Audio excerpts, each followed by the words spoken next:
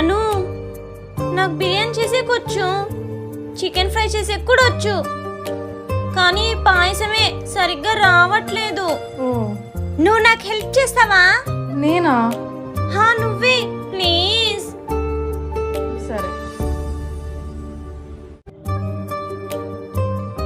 ధర్ని బయట పోయేస్తా. ప్రశు ఒక్క నిమిషం, బర్త్డే స్పెషల్.